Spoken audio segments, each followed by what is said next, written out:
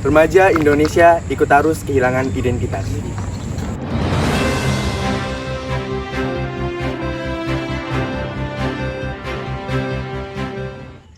Tindakan remaja dalam berkendara yang tidak berdasar kepada norma Undang-Undang Republik Indonesia Nomor 22 Tahun 2009 Pasal 311 Ayat 1.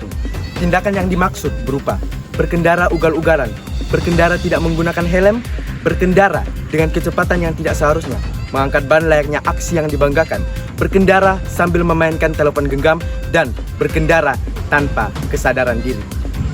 Berdasarkan Undang-Undang Republik Indonesia Nomor 22 Tahun 2009, usia minimal dalam berkendara adalah 17 tahun dengan dilengkapi SIM A, B, atau D. Dengan alasan tertentu, dalam usia tersebut, seseorang sudah dianggap dapat mengontrol emosinya dengan lebih baik. Viral baru-baru ini, pada bulan Mei 2023, seorang remaja 14 tahun di Bekasi, Jawa Barat, nekat mengemudi berujung menewaskan neneknya sendiri.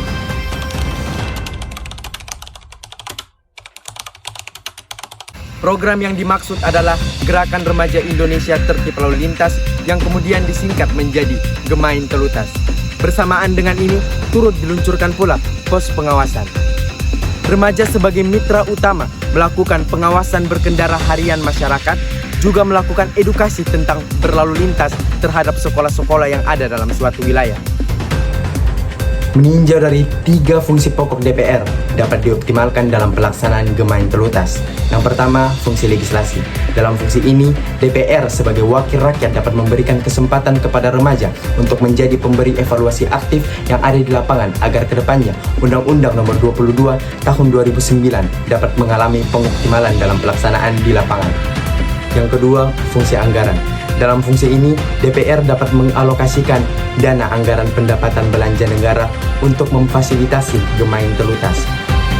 Yang ketiga, fungsi pengawasan. Dalam fungsi ini, DPR mengawasi dana yang dikeluarkan lewat APBN, juga dapat memeriksa secara berkala hasil capaian Gemain Telutas agar dalam pelaksanaannya tetap dalam Undang-Undang Nomor 22 Tahun 2009. Sebagai seorang remaja, sudah seharusnya kita melakukan aksi-aksi hebat untuk membangun negeri ini. Bagaimana Indonesia dapat menjadi Indonesia emas pada 2045 jika remajanya saja tidak mematuhi norma hukum yang ada? Mari kita dukung semua impian kita dalam Indonesia emas 2045.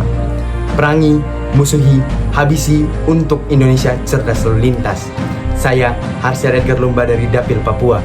Salam Sobat Parja.